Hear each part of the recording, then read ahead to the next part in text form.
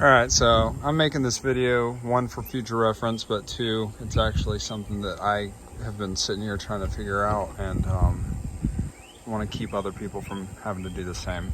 So this is the bottom half of a Sea-Doo Spark 900 Ace engine.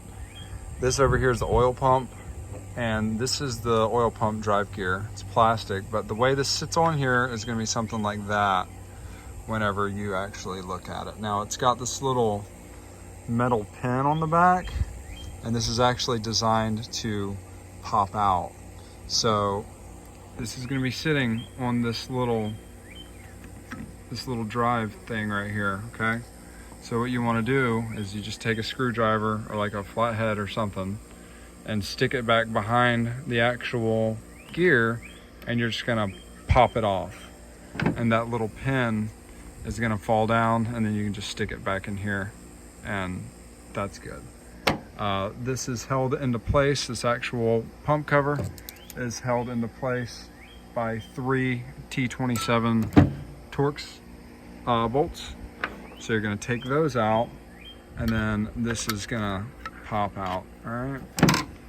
So la-di-da. Can't really get this one-handed.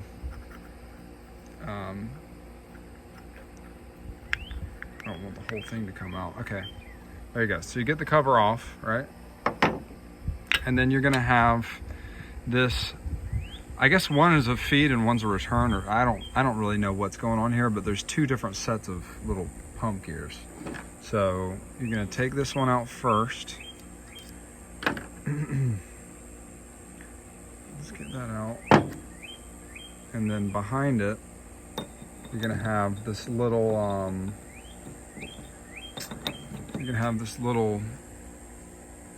plate that's back there, and it has a little seal on it. So we're gonna try and get that out.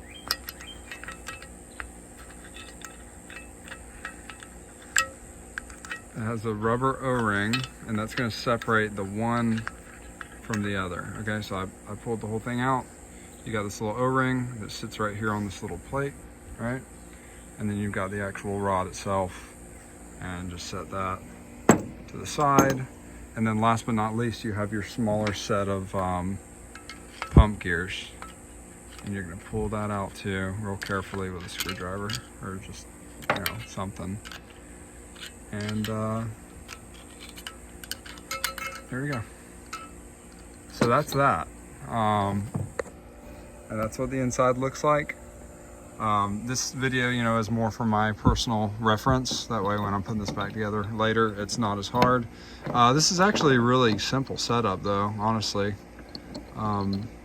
But as you can see here, I'll flip actually I can't flip the camera on. So this little rod has these little cutouts in it, these holes in it.